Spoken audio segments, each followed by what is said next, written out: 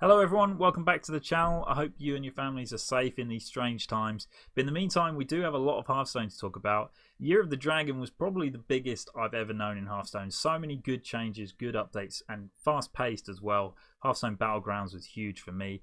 But I've just seen one of the best ever live streams I've seen from the Hearthstone team with loads of new info coming for the Year of the Phoenix, which is the new year that's coming. We're going to be getting all the expansions that you would expect, but there's also some new stuff too. Firstly, we're getting a new hero class. That is incredible. We're also they've announced a new expansion which is called Ashes of Outland. They're also changing the priest class. They're getting a bunch of new basic cards that are coming into the game. So I'm going to be talking about all of this as quickly as I can. But before we get started, we're going to be talking about some free stuff. So starting today, when you log into Hearthstone, everybody will be getting Kael'thas Sunstrider, which is part of the new expansion Ashes of Outland, but he is playable in the expansion, in the game as of today. So this is 6 mana 4/7 legendary minion. Really cool to get something like that free. They've done this before, but I really do like that. Every third spell you cast each turn costs 0. This card's pretty crazy. It's very much a combo card, but I think lots of different classes will be able to make use of it. Obviously, what you're trying to do is cast 2 low-cost spells and then an expensive high-cost spell as the free one. So one example that springs to mind is in Mage. You can do, if you had Kael'thas and you also had 10 mana, you play him, you play Ray of Frost, you play Ray of Frost again, then you play a Pyroblast, 10 damage to your opponent's face, 2 more Ray of Frosts, that makes you 10 mana, but your final Pyroblast costs 10. So that's 20 damage you can do to your opponent and freeze their board with your Ray of Frosts.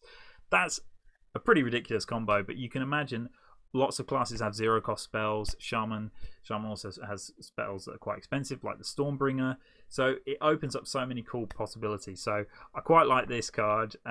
Expect to see lots of cool decks on ladder with this going forward. And it's available today free for everyone.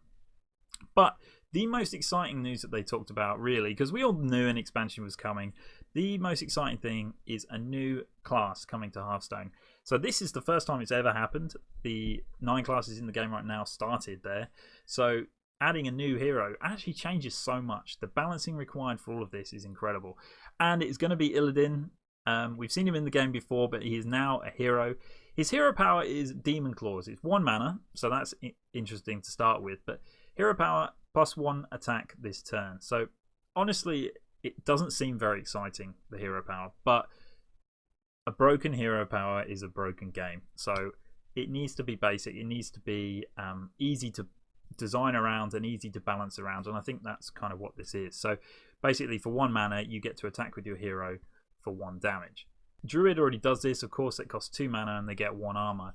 But the difference with the Demon Hunter class, which is what it's called, what Illidan is going to be called, is that the Demon Hunter does have lots of ways to improve their attack and also to heal and AoE as well. So let's take a look at a couple of the cards that are coming in.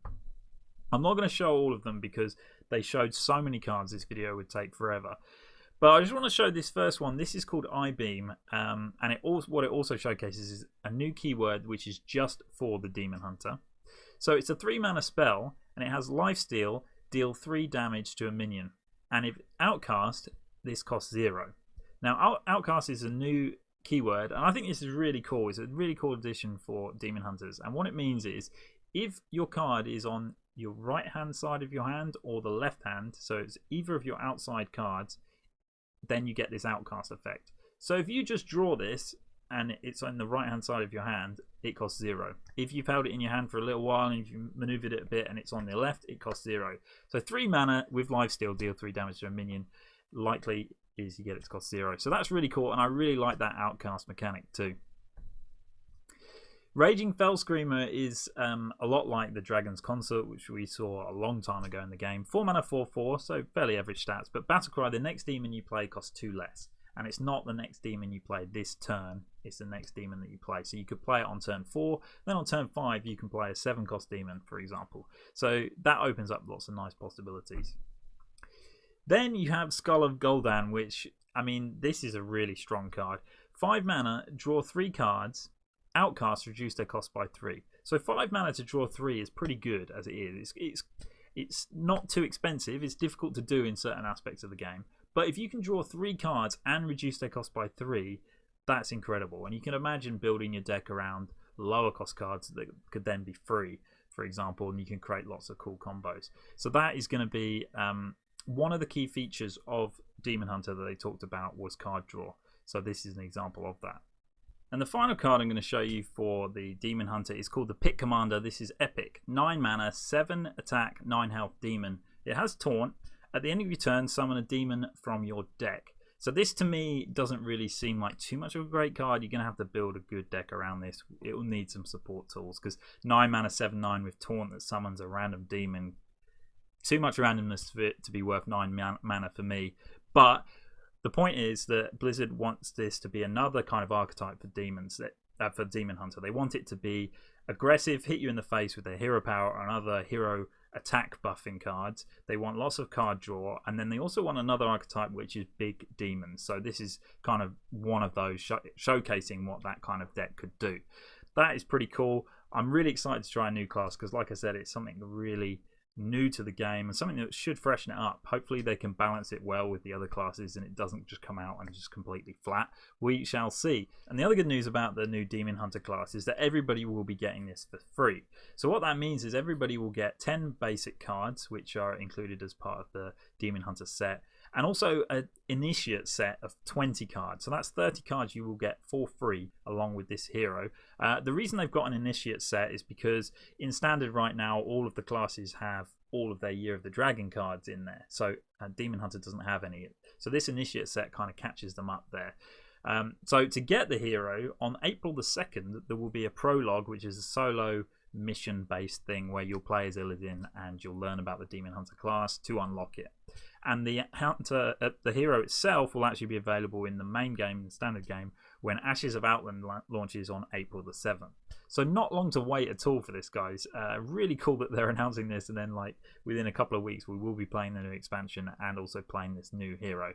So I'm really excited to see that. There will also be a bunch of new Demon Hunter cards coming out with the new expansion as well. So everyone gets this 30 card set for free for Demon Hunter, and then there'll be the normal Ashes of Outland cards to add to that, and then future expansions, obviously. So really cool news to start off with there. And another cool bit of news about Illidan is that he will be coming to Battlegrounds on March the 26th. So his hero power is called Wingmen. It's a passive hero power. Start of combat, your left and rightmost minions attack immediately. That seems pretty good to me, especially if you've got a Hydra on the left-hand side. But being able to have your left and rightmost minions attack first, you could put 2 cleaves to attack initially. That seems pretty strong to me. I'm sure there's lots of other combos that haven't sprung to mind at the moment, but he does initially seem like a pretty good hero. Although the downside is you would need to build up a decent deck. It doesn't give you any advantage in the early game, I can't think of. Although Spawn and the Zoth is very strong in that respect because you always attack with your Spawn first. So yeah, it's got lots of good opportunities there, but I'm always keen to see new Battlegrounds updates. So now moving on, let's take a look at which cards are going to be moving to the Hall of Fame. If you don't know what the Hall of Fame is, it's basically a way for Blizzard to get rid of problematic cards and put them into Wild. So they leave Standard and go into Wild. Any cards that move, you do get your dust refund for. But in this case, it's usually basic and classic sets, really getting rid of problematic cards. And to me, I'm quite happy with these changes. The first one being Leroy Jenkins. It is a shame to see Leroy leaving. He is quite an iconic figure in the game. But to me, I've lost to Leroy too many times now. I'm bored with it. I'm bored with Leroy Shadowstep from my opponent's dead. So many different classes could make use of this card as a finisher. Yes, it was fun. Yes, it was interesting. You could find these unique ways. But to me, I just think the game it makes the game boring for me. If you're making a deck and you're always looking at, oh, wait, how can we make Leroy go in? No, I'm ready for it to leave. So I'm pleased that's going to be happening. Mountain Giant is another one which I wouldn't have mind staying, but also it's a very powerful play, and it just created too many problematic decks. People thought it would leave maybe when Conjurer's Calling was pretty strong at the time. But they're going to introduce more cards that kind of make use of having a bigger hand size, which I'd like to see. And again, it's just a case of, well, whenever you're making a big deck, you put Mountain Giant in. So then you're only thinking your deck's only 28 slots big. So by removing this, it just makes the game fresher and it opens up other opportunities for the team to explore. Same goes for Mind Control Tech.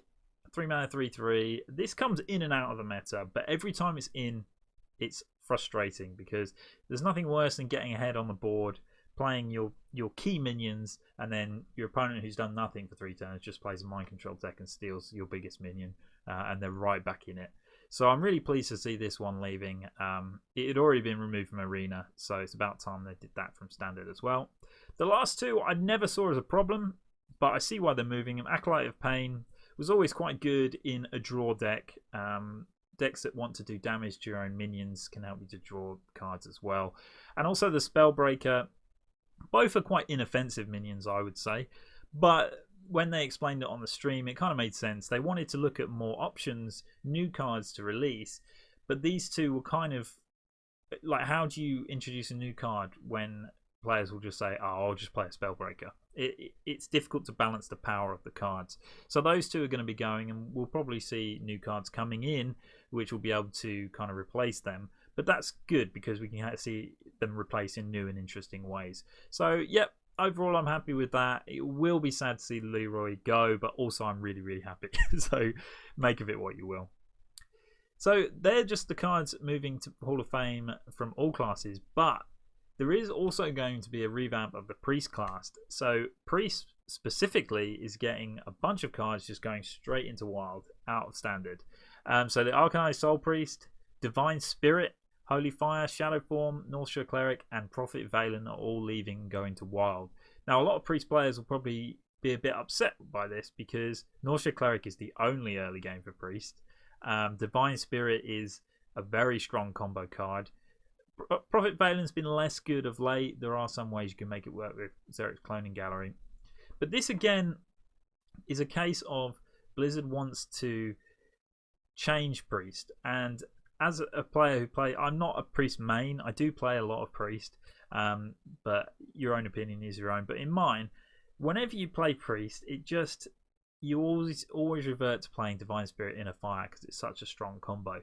And it would be nice if it's taken away.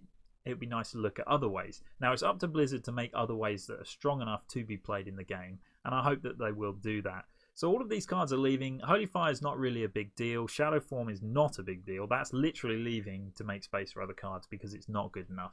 Soul Priest as well hasn't been used so much either recently. So yeah, Northshire Cleric is going to be a big miss, to be honest, because that is one way that Priest can enable a lot of card draw. However, those cards are all leaving Hall of Fame. You will get dust if you own those cards. There are a bunch of new Priest cards coming in, and these are outside of the new set. So these are just ones coming in to fill those ones coming out. The first one is the Psychic Conjurer. Battlecry, copy a card from your opponent's deck and add it to your hand. So pretty interesting. Copy a card from your opponent's deck. Whenever you do this, your opponent's generally not going to put a bad card in their deck.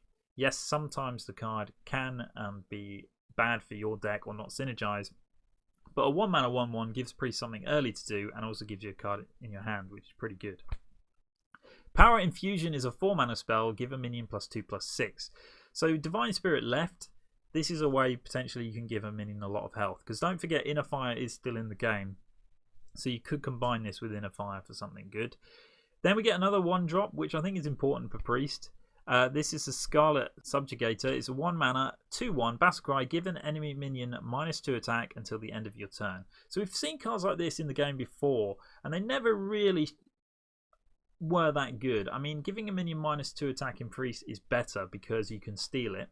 There are cards that you can steal it with, and we have seen it with Potion of Madness. That was very strong in the previous expansions. So maybe they'll bring stuff like that back.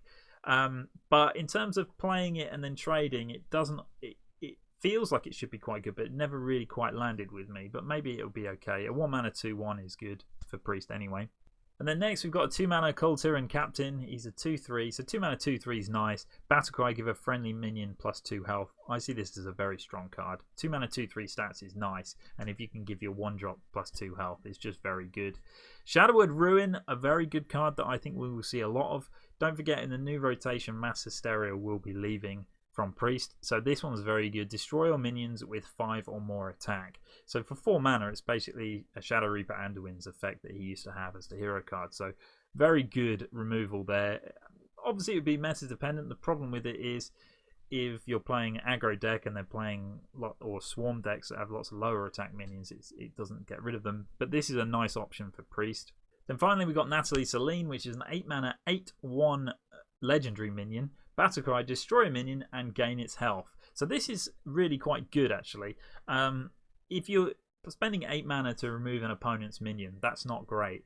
But if it's a huge minion that's got 10 health, you're spending 8 mana to get an 8 attack, 10 health, and destroy your opponent's big minion. It's pretty strong. And what I like about this in Priest as well is that it's destroy a minion. It doesn't have to be an enemy minion. So in that case, we might see more Death Rattle cards, really cool Death Rattle cards, like a Mechano Egg type thing.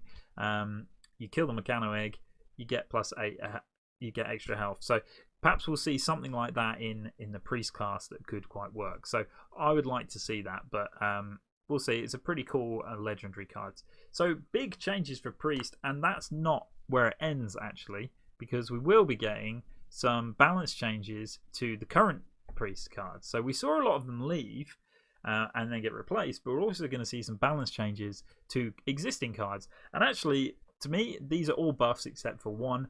Shadow Madness is now 1 mana cheaper, so it's only 3 mana to gain control of an enemy minion with 3 or less attack. It's a really good card, and at 3 mana it makes it playable, especially when you combine it with the previous cards we talked about. Shadow of Death is down from 3 mana to 2, so a cheap removal for a big minion. Then you've got the Temple Enforcer. He's down a mana to 5 mana, give a friendly minion +3 health. Very good. Powered Shield, this one is could be a nerf, but situationally is a buff. Powered Shield, give a minion +2 health, now costs 0 mana. Before it cost 1 mana and drew a card. And the drawing card part, I think, was the most important part of that. Yes, the health was nice in lots of situations, but I think without that draw a card feature, you probably won't play this card. But don't discount a card that costs 0 mana, because you can make lots of cool plays. Gadgets and Auctioneer, for example, helps you to cycle with it. Any 0 mana card can, in certain situations, be very strong. So not quite as good as it used to be, but shifting away. And what they explained that in the stream, they just didn't want it to be very good, because it meant every time you made a deck, you just put it in, and that just makes deck building less interesting. Holy Smite has been buffed to deal 3 damage rather than 2, so a nice change. Holy Nova, and this is a good one, down a mana from 5 to 4, still does 2 damage and heals 2 health. That is strong. And Thought Stealer is also down a mana. Copy 2 cards of your opponent's deck. So these are all good changes. I mean, if you don't play Priest, you probably didn't notice, but it's often been very up and down Priest. Either it would be terrible, or it would be very strong and broken. And Blizzard's making the right choice to change the basic and classic set, try and make it more interesting. For me, I'm glad to see that. Hopefully you guys aren't going to miss any of the cards leaving too much, but it'd be good to see Priest coming into the meta in more interesting ways. Next, I'm going to show you a couple of cards from the new expansion. They did announce a lot, so I'm not going to show them all here, but you should check out their website if you want to see all the ones announced. But the first one is a 3 mana demon for Mage, which is a bit interesting. The Imprisoned Observer, 4 attack, 5 health demon, dormant for 2 turns. When this awakens, deal 2 damage to all enemy minions. So this is a new keyword that they're putting in for this expansion, dormant. We've seen it before. Basically, the minion goes onto the board when you play it. It gets imprisoned, and you can't actually interact with it for 2 turns. So you can't, your opponent can't, it's just there. So it does have a disadvantage in that it takes up a slot on your board. That is the only disadvantage for you. The other disadvantage, I suppose, you could say, is that your opponent knows when it's going to trigger, so they can prepare for it. But after 2 turns, this awakens and deals 2 damage to all enemy minions. So the stats, 3 mana, 4/5, is very strong. Having to wait for 2 turns to play a 3-drop is pretty bad, though. But it does have a nice catch-up mechanic of dealing 2 damage to all enemy minions. So it's going to be interesting to see this, because if you're playing against an aggro deck and you play this on turn 3, they're going to have the decision to make. Do they want to keep filling the board and hammer you while they can? Because this is a turn 3 do nothing play. Can they kill you before it comes back and does 2 damage to all enemy minions? Quite an interesting mechanic, and we'll see some more dormant minions come in. Next is the Prime mechanic, and this is on legendary minions. There's going to be a few of these. This one's called Kargath Blade Fist, 4 mana, 4/4 with Rush. So pretty solid minion. Death Rattle, shuffle Kargath Prime into your deck. and that is an 8 mana 10/10. So this is just an upgraded version of himself. An 8 mana 10/10 Kargath Prime. Rush whenever this minion attacks and kills a minion, gain 10 armor. So really, it's shuffling an OP overpowered card into your deck. So this is good. Kargath Prime is good. But the question is, are you playing a deck that can last long enough to draw it? Are you going to draw it fast enough? Is it just going to go to the bottom of your deck and you never see it again? Well, Warrior is a good class to do that, really, to draw the game out until you draw these big cards. And obviously you'll need some good armor synergies to work with this, like Shield Slam, etc. So that looks pretty cool, to be honest, and I'm looking forward to seeing the rest of the Prime cards. So that's most of the main news. There is going to be an update to Ladder. I'm not going to cover that here. It's quite detailed, but Ladder's going to be changing.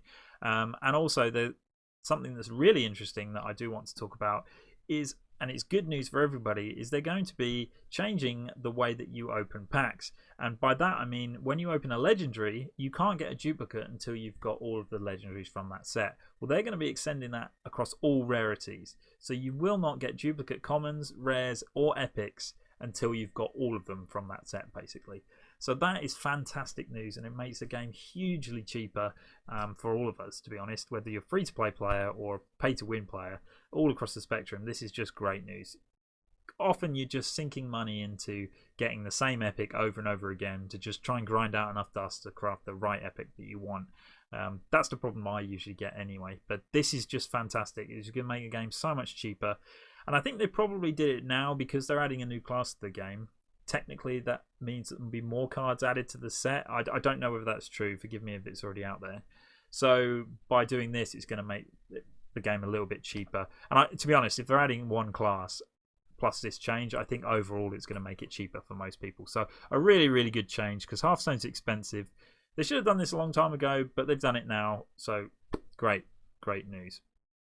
Finally, just an update from me about the channel. I'm not properly back into doing this at the moment. I will be doing some videos over the next week or so, uploading where I can, doing Battlegrounds, also some standard if I can, and maybe some review videos, but I might miss them off. But what I've kind of learned from break is that I do miss making videos. So when I am finally in a position to set up, I will be doing more videos more regularly and consistently. So thanks for sticking around, guys. It's nice. I've done a few videos over the last couple of days, so it's nice to see a couple of you guys pop up. And so I really appreciate that. But yeah, hope you enjoyed this news. We really don't have long to wait. April 7th is the launch. So thanks for watching, and I'll see you in the next video.